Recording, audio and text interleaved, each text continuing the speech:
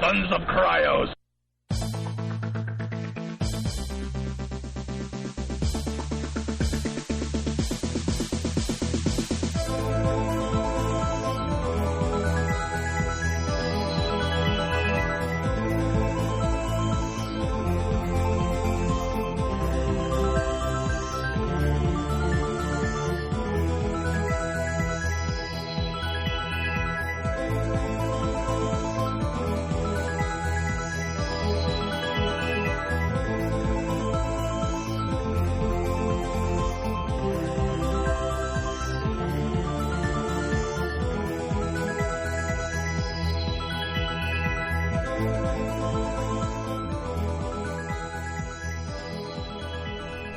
Hi, I'm Jeff.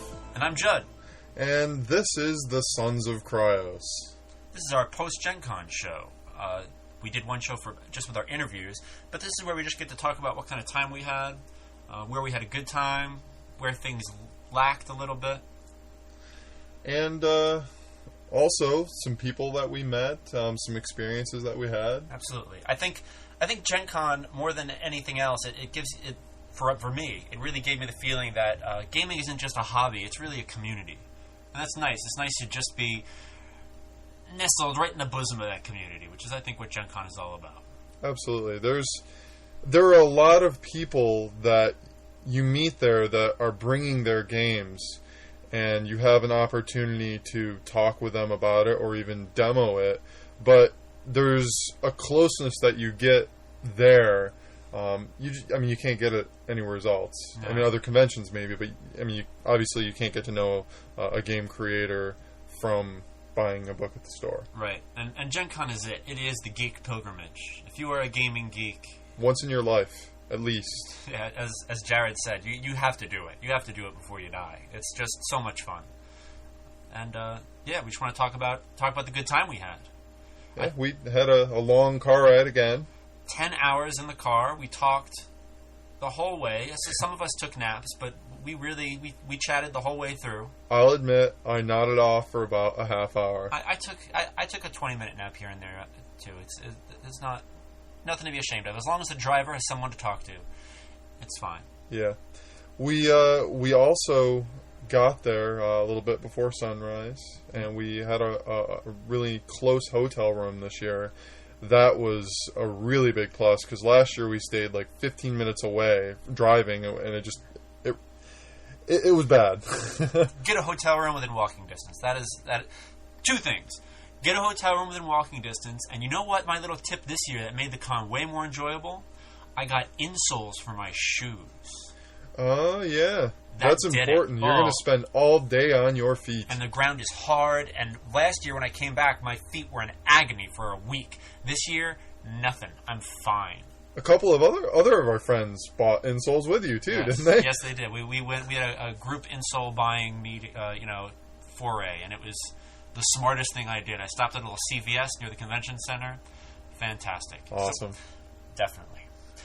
Let's talk a little bit about some of the things that we saw at GenCon.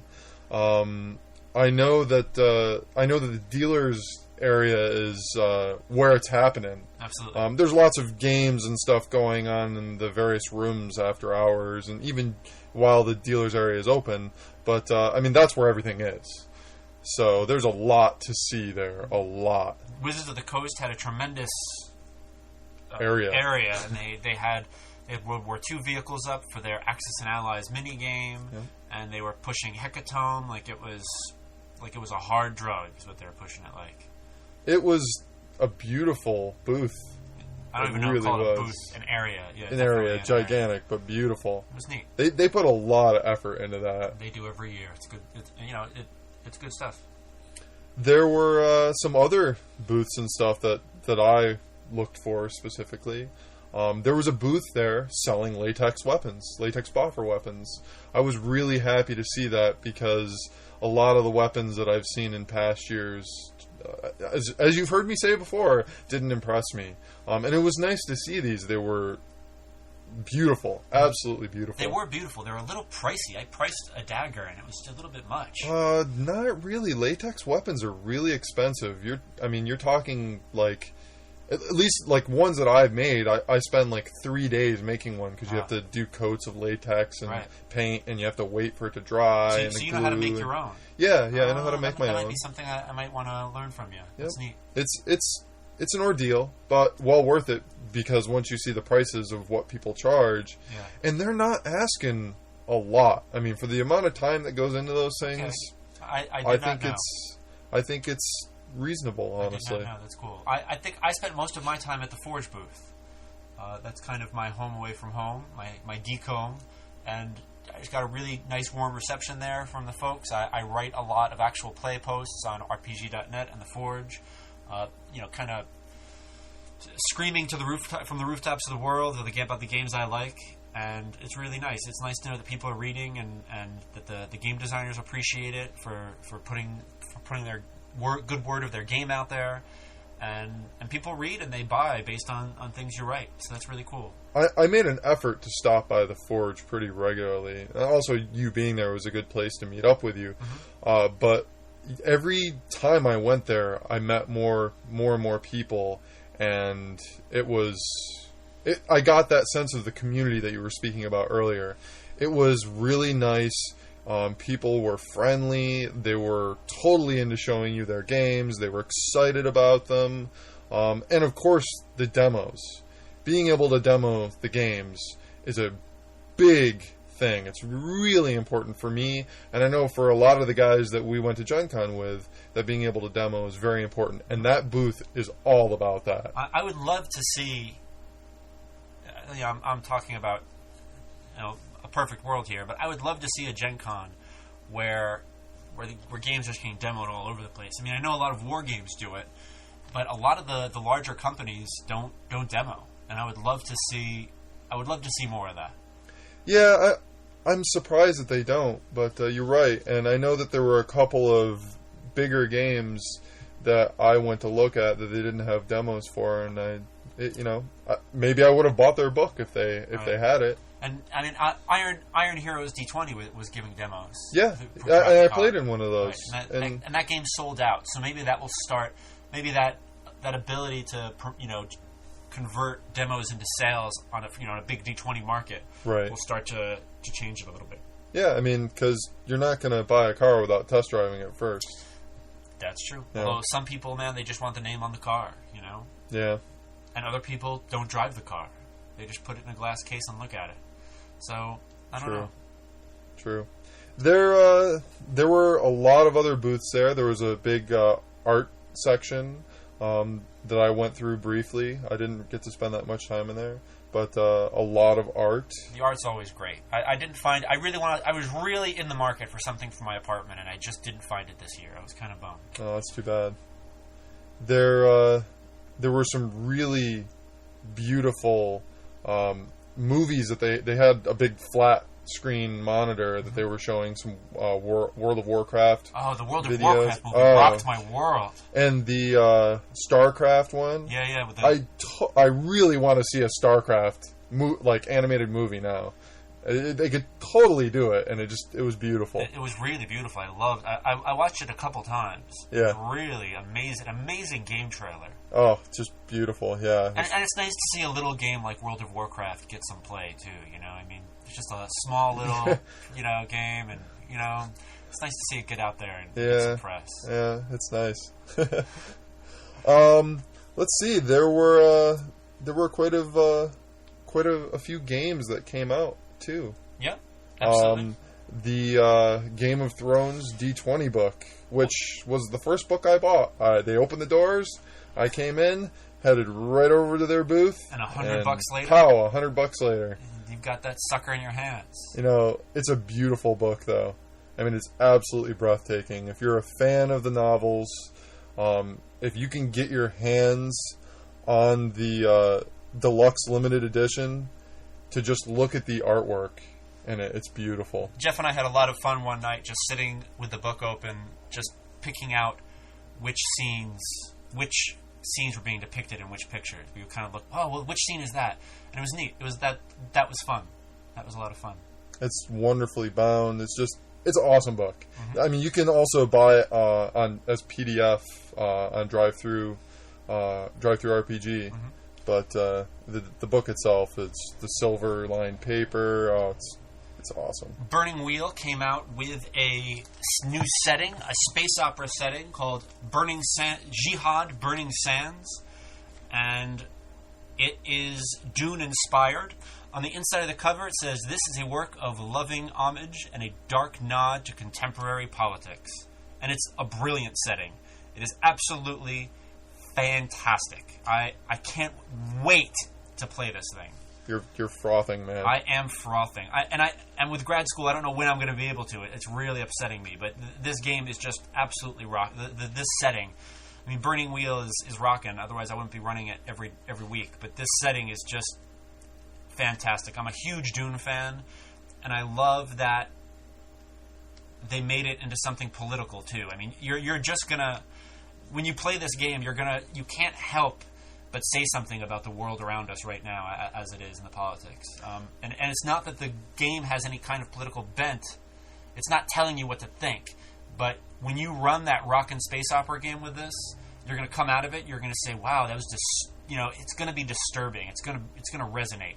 And I think that makes for the best type of games. No, I haven't had a chance to really look over it that much, but I would suspect, though, since it's got a lot of modern-day stats, equipment, things like that, that you could also run other modern-day games using the Burning Wheel system with this book. They've got the gun rules in Under a Serpent's Sun, which you can download for free on the site. Okay. So if you want modern day stuff, that would be where you'd start. But yeah, absolutely. The guns and modern weaponry works really well for Burning Wheel. It's a nice fit. Now, you picked this up at GenCon, didn't you? Yeah, yes, I picked up the Monster Burner. Oh, fantastic! While Which won a number of indie RPG awards. I think it won 3. Wow! So great book. I mean, you can't go wrong with the Monster. Just wonderful. If you want to know the inner workings of Burning Wheel and how it all fits together, that's the book to do it with. Now, you and I played in a demo of Burning Wheel at the Forge booth there. Yes, with Luke. With Luke. And a third person whom I don't recall his name at the moment. I don't. He was undecided. He was not sure if this is what he wanted, and us playing in the game, and it was a great game. It sold him. I mean, he walked away with the books. Oh yeah, all 3. Yeah. He went. What he wanted. It was interesting because what he wanted to know, he wanted to make sure that it was a traditional RPG. I think people come to the Forge and they think that the conflict resolution system is going to have to do with like black leotards and interpretive dance. And wow. Yeah. So I think he wanted a game. He wanted a traditional RPG with a traditional GM and players, and GM and Burning Wheel is that. Burning Wheel is a traditional RPG with just a really beautiful working system. So I think we need to try that black leotards thing maybe sometime. Think so? Yeah, it might work. You never know. Maybe. I also picked up Dogs in the Vineyard at the booth. That was a demo I played in with you last year, and it was awesome. And I haven't had a chance to pick it up until now. And there was a new edition with some new artwork and stuff. So it's got some new layout and it's got some new artwork and has a few rules additions, but nothing too intense. Dogs was the best game I bought last year, so I was really excited to see it doing well and to see the new edition out. Just a splendid game. And a game I ran at the con. So, great stuff. I also picked up Cat. Cat is... over at Wicked Dead Brewing. I had bought Cat a while ago, and it is one of the games that, if you want to get non-gamers into gaming, that is one of them to do it. It looks like such a fun game. I got... and actually, that's the game... well, I mean, I looked over my Game of Thrones book, but Cat is the first one that, like, I read... right. Expecting to run it, and I'm going to be running it pretty soon here. And it's exciting. I have more than a few friends who are cat lovers, and it's beautiful. I mean, it's beautiful. It's a really fun game. Wicked Dead Brewing Company just comes out with wonderful little games. I don't say little in a condescending way. I mean little as in they're little. They're not thick. But they're packed with great rules and great fun stuff. There's a great game. There's just great stuff in there. You can't go wrong. You can really throw a dart at the Wicked Dead booth and hit a good game.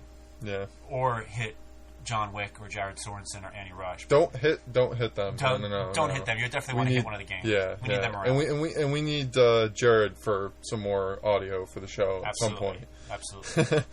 So what else did you get, Judd? And I've got my pile right here in front of me, and it's delicious.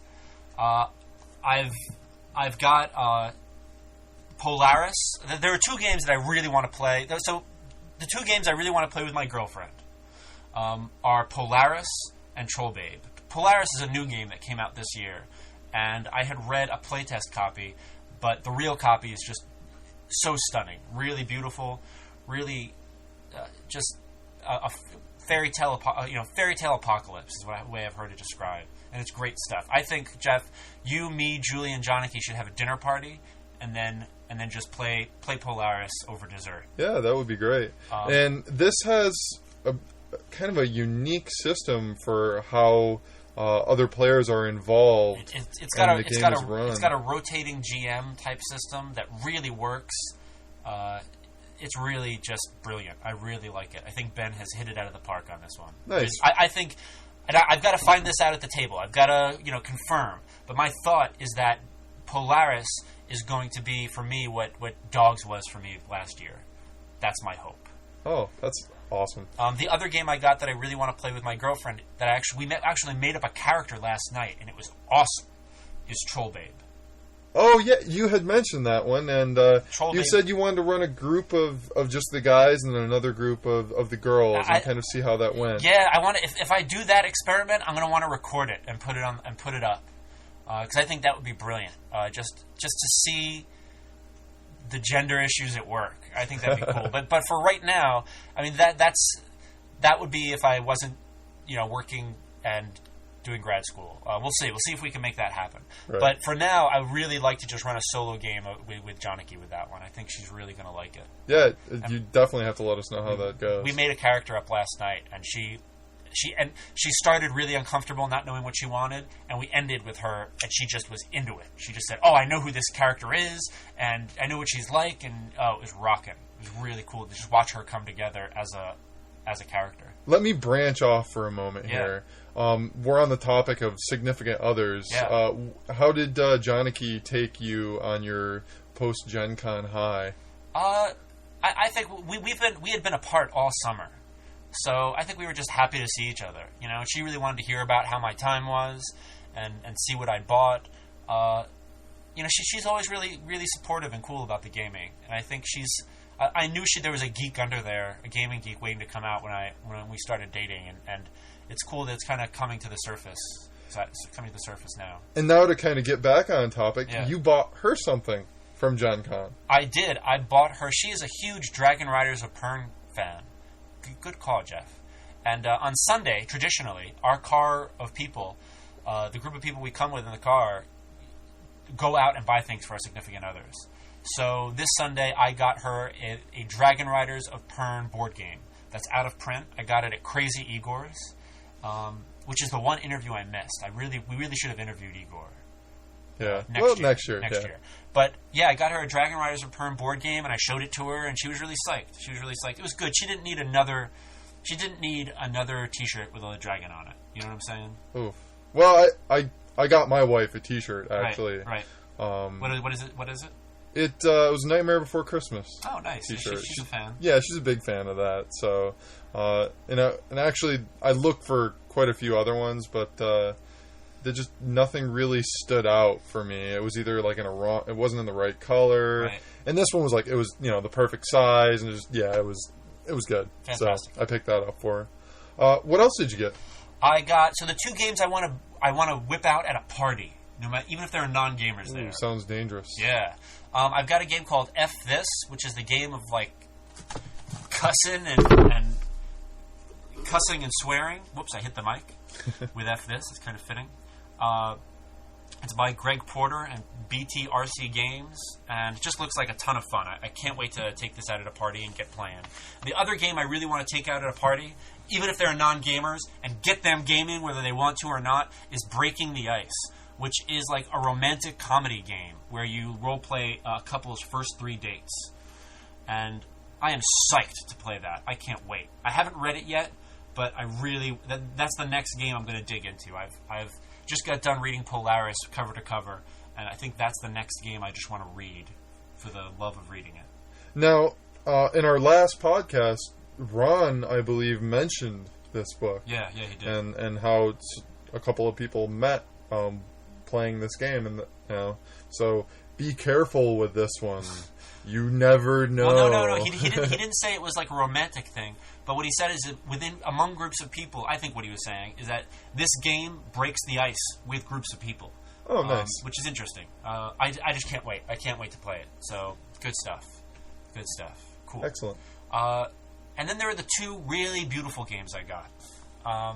I got The Mountain Witch by Timothy Kleinert, and it's a beautiful book. It's just stunning. I just love looking at it. I love opening it. I had played Mountain Witch last year at Dreamation, and this book is just a beautiful manifestation of that game. I'm just excited to see it.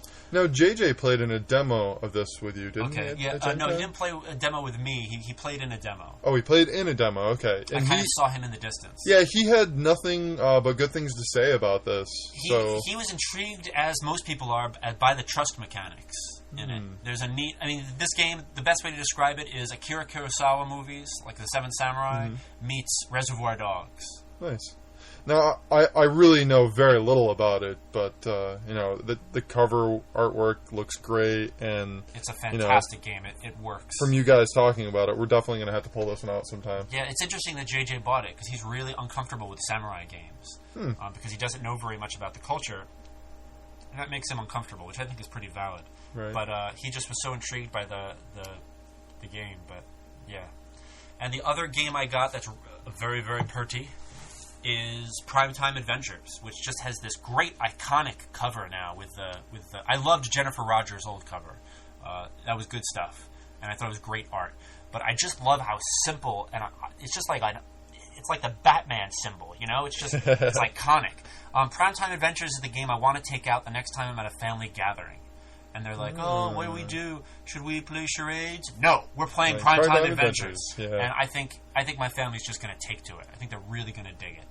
I demoed this last year with JJ. Okay. And had a really good time with it. JJ bought it, and we played it.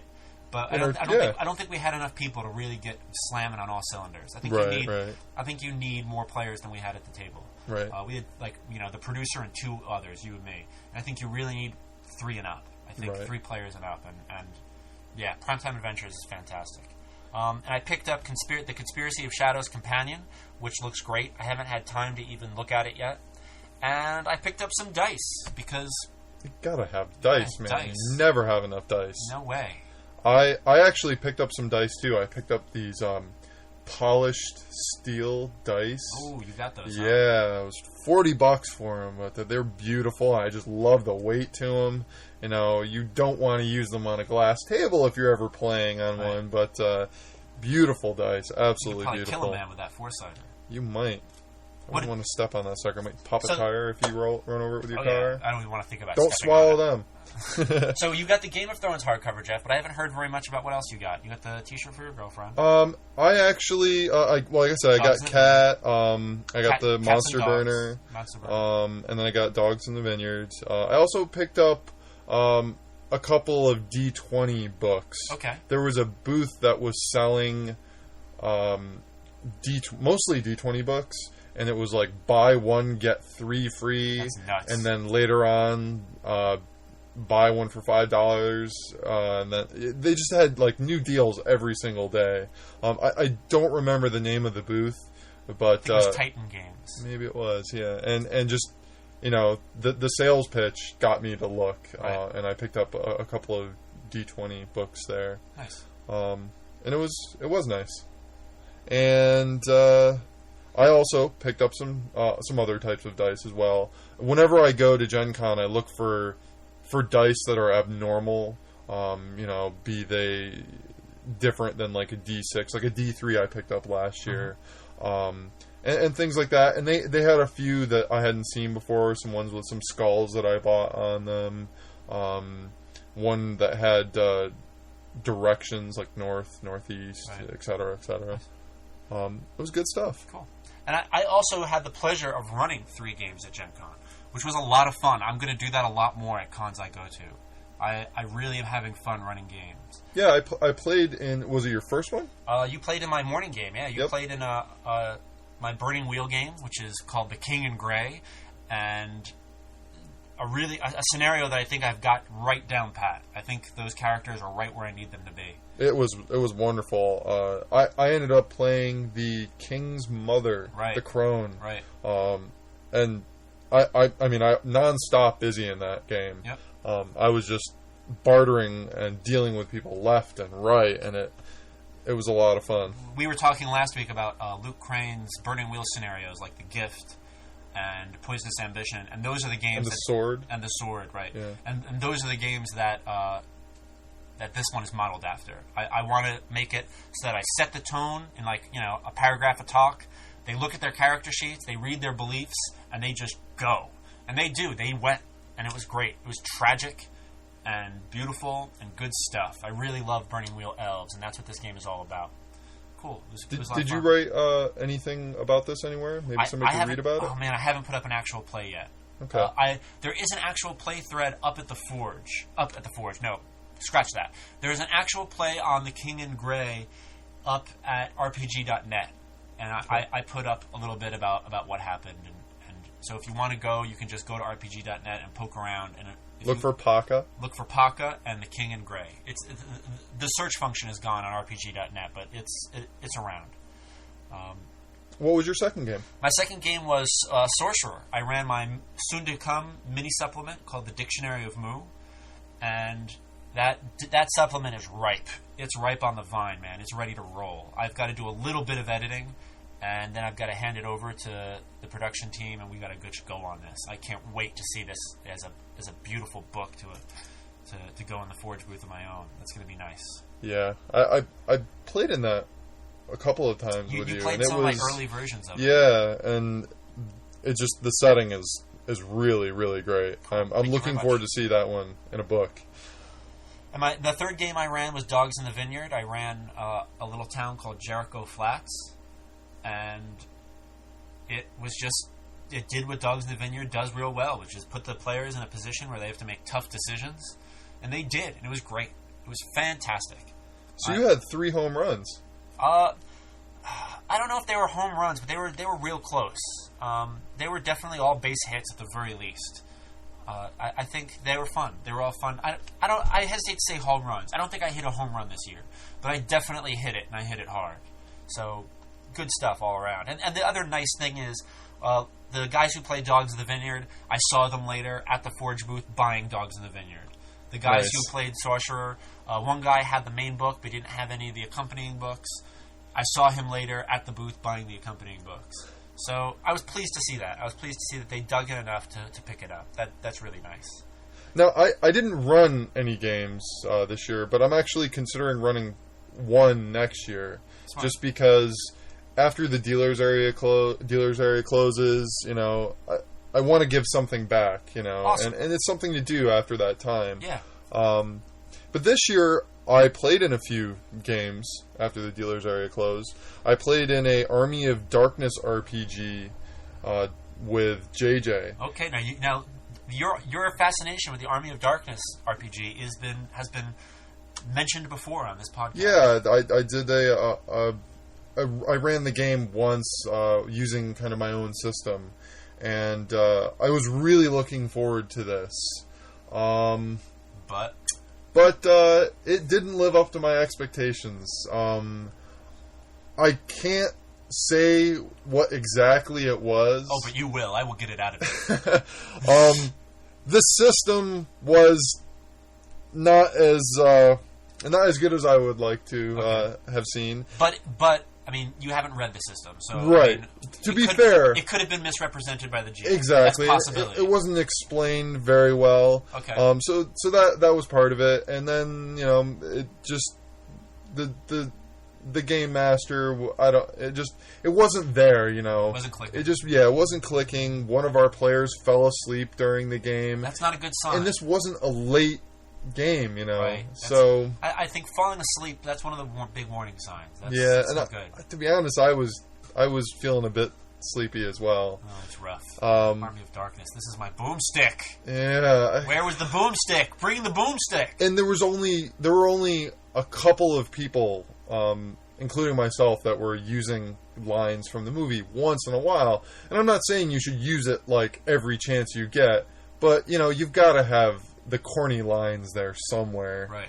And it just, maybe the other players didn't know the movies very well. Or is it possible that the system did not ask the players to use lines from the movie like your homebrew system did? As I recall, your homebrew system had a mechanic wherein in order to activate your dice groove and get more dice for your actions, you had to say a corny line. Yes, thus that's true. Giving the players a cookie for saying a corny line. Yeah. Thus making corny lines an intrinsic part of the game. I'm gonna cry. You should be happy. I mean, you designed what you wanted out of that, and you made Army of Darkness vibe happen at the table. So don't cry. It's good stuff. Well, maybe when actually there's another part of this that not from the actual game, but I went to their booth because they were supposed to have the game this year. They were supposed to have it last year too. Right. But I went there this year and they had one book on the table and I thought, oh my god, it's been bought out. This is the last one. This book was meant for me. Yeah. And it was like their print edition, and they didn't actually have the books for sale. It was their proof, I bet. Their proof, right. And they didn't have it again for, a second year, and I was hurt. Well, Jeff, I think your quest for the Army of Darkness game is a theme of this podcast, and I look forward to seeing how it unfolds in the future. So maybe I'll look at it in detail at some point and decide whether or not the content, not the system, is worth buying. Right. So we'll see. Okay. So I got to play in a game too. I got to play a couple games. I think the most notable one was I got to play in a kind of a play test for a game by Ron Edwards. He ran a game called Dr. Chaos. Oh, nice. In which the players make up together a Dr. Chaos, who is a supervillain, like Dormammu in old Doctor Strange, or Doctor Doom, more mainstream. A big supervillain, like a world altering. I want to conquer the world because I have a vision type of supervillain, and you play out whether or not he takes over the world, and it absolutely rocked. It's such a fun game. It has this funky gin rummy mechanic. There are mechanics for who actually gets to control Dr. Chaos. There's a mechanic so that while someone's controlling Dr. Chaos, they can't do anything corny.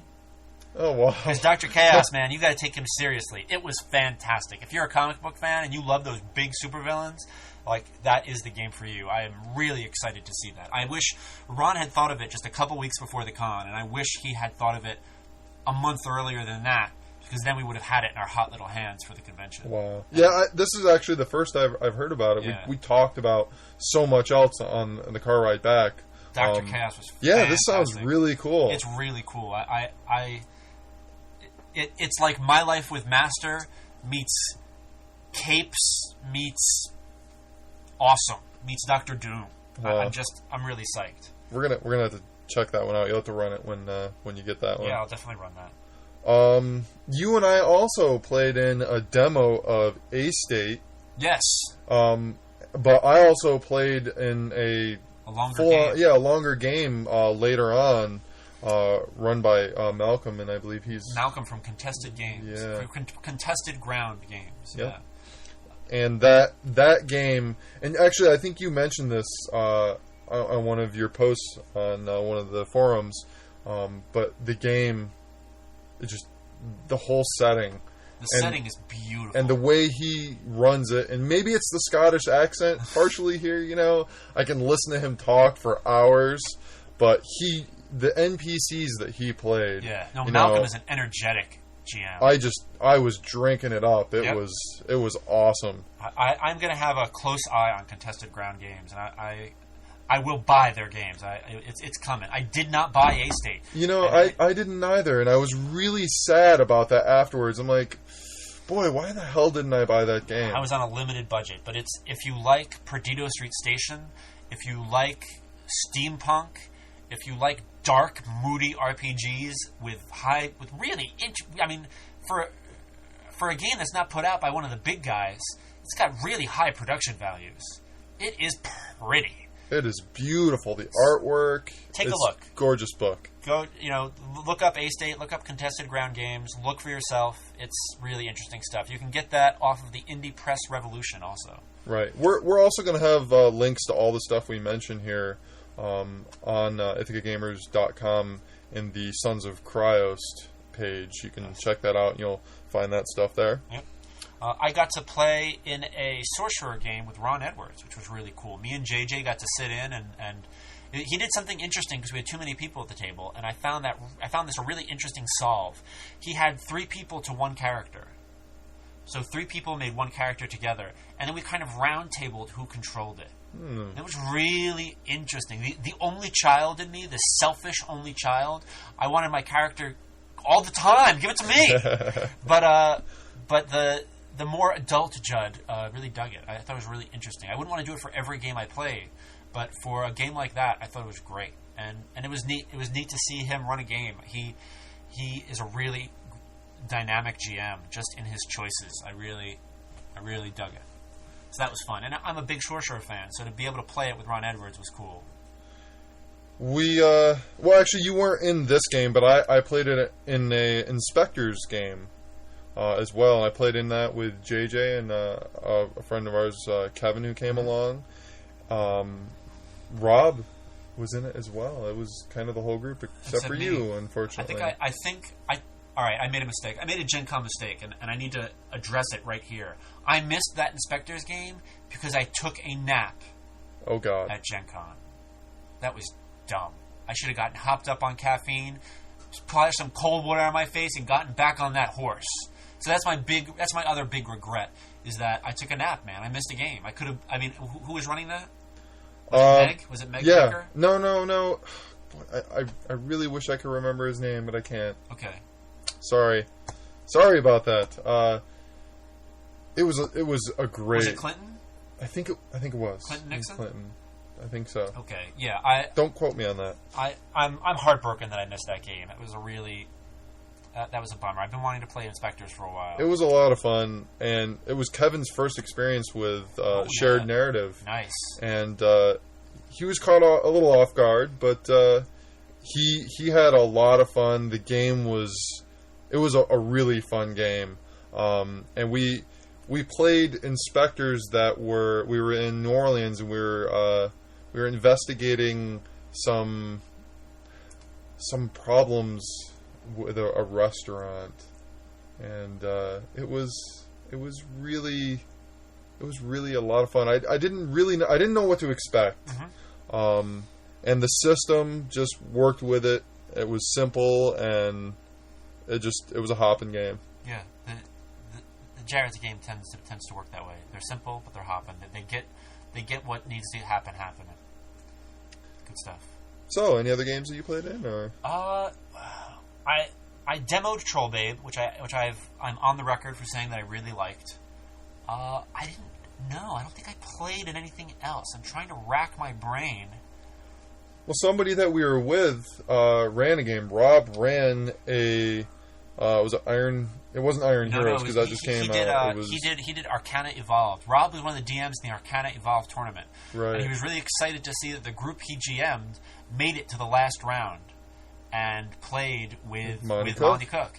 So that was how we obtained that Monty Cook interview. Yep. And the other nice Rob story is Monty Cook handed out, as part of the prize support for that game, he handed out a bunch of coins from the Arcana Evolved world. And I could see Rob's eyes light up when he put them on the table. It was really like, ooh. And Rob, as the GM, didn't get any prizes. And when all the players left, one of those coins was left behind. One of the players just decided he didn't want it, or left it, or whatever. Or it was an extra one that Monty put one. out. I don't know. And I said, Rob, I think that coin is yours. And Monty was like, absolutely. And Rob got a coin from that world, which I was just really, I felt like that was just. That was cool. Absolutely. He deserved getting something for that, other than just watching his players play with Monty, which was cool. But yeah. Go on.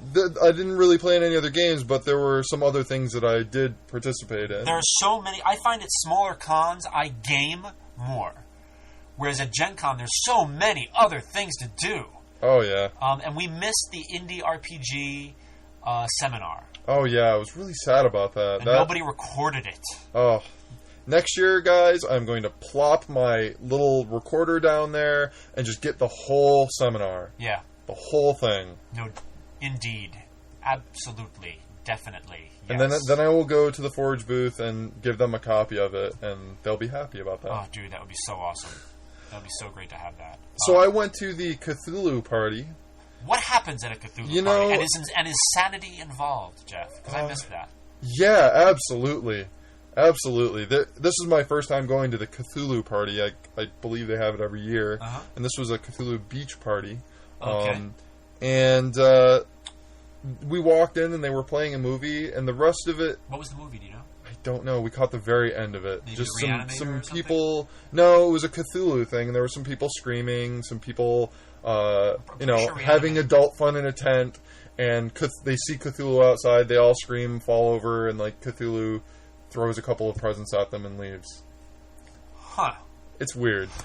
I think the gaming culture's co-opting of Cthulhu is a little strange. The whole show was a lot like the Rocky Horror Picture Show. Okay. That was the feel of it. Okay. And there was Mongo was there. Mongo was cool. A big guy with face paint and a grass skirt. It was neat. And Duct Tape Girl was there. Oh, right. Yeah. So I guess she's there every year too. But that was fun. And then of course the costume contest. Okay. Yeah. Jeff did it. He wore the pirate costume. He looked fantastic. Looked absolutely fantastic. And you won. You won second place. I got second place in the Golden Needle. It's fantastic. Yeah. I feel like that prize needs to go to Julie a bit, too. Oh, it totally goes to Julie. Yeah. She made the costume. I just wore it. That makes me so psyched. I was really pleased to see that. It was fun. It was a little bit intimidating because I didn't know what to expect. But, everybody was really nice. The other contestants were cool. I got to walk around all day in a hot costume, and, people took pictures of me a lot. Had to stop like every 5 feet. And were girls like all up in your grill? Whenever Jeff wears pirate costumes, girls get up in his grill a little bit. And it's like when girls dress up as Catholic schoolgirls, right. That whole outfit. Yeah. That's what pirate is. Pirates are for guys. For guys. Oh, yeah. So interesting. But yeah, second place, and Julie was really happy about that. Good, she should be. She worked hard. I do have to mention one of the other costumes there that was just blew my mind. A girl made the entire costume. She didn't join. She didn't go into the Golden Needle contest, but she made a costume that was a winged elf, a Variel, okay. I think they're called. No idea. And it was just amazing. The most amazing wings I've ever seen. She made them with like 5,000 feathers over this wire mesh thing, and she could extend the wings. And that's fantastic. It weighed like 8 pounds, so it's not very heavy, and it was just beautiful. Absolutely beautiful. It was really, really stunning. I showed a picture of her to Janaki online, and she was amazed. And the girl who made that, woman who made that was an architect, and they've got such amazing skills. I mean, it's really incredible what they can do with. They've got the math, they've got the art, they've got the practical skills. I am in awe of architects. That has nothing to do with gaming whatsoever, but that's really incredible. And the costume was amazing. It was beautiful. We also attended a seminar for playtesting. Oh yeah, it was very good for what it was. It was put on by the Game Mechanics. Yep. And they know their D20, boy. They do. But I wish it had said seminar for D20 playtesting because I wouldn't have gone because that doesn't interest me. Yeah. So that was a little frustrating, a little bit. I think they hit on some other things, but, it was mostly D20. And you recorded it. Yeah, I recorded it. I'm going to stick it on the site at some point so you can hear it. And you can hear me ask questions that I think people find frustrating. So if you want to hear me, I don't know. I'm not trying to frustrate the game mechanics. I thought they were great guys, nice guys, but I don't know. There were a couple assumptions that were within the seminar that I just had to question. One last thing I think I want to talk about, just because it's hilarious. Yeah.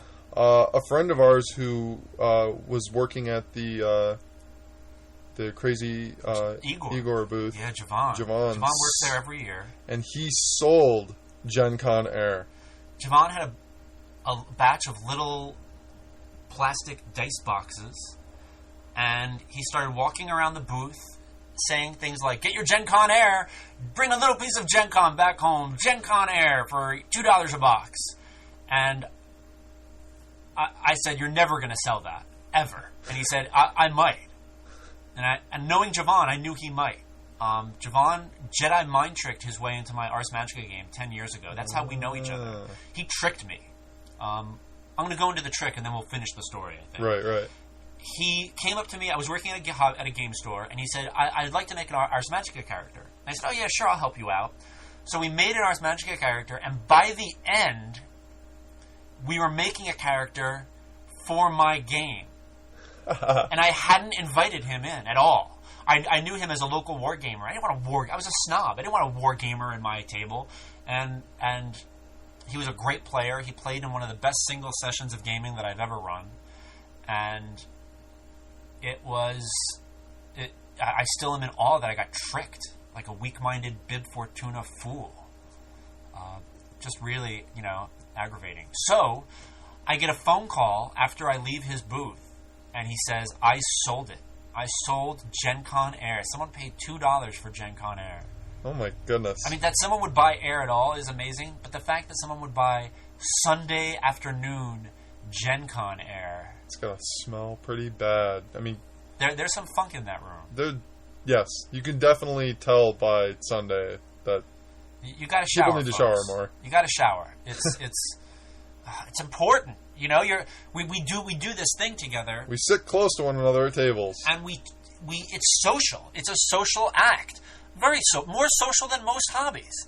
And please just shower. I beg of you.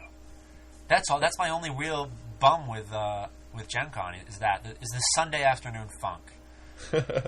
Well, on that note, Judd, I think we are going to wrap this up. All right. Yeah, we're out of time. Thank you very much, Jeff, for handling all of the mechanical hoodoo and dingus and all this stuff that makes this recording possible. I don't do that.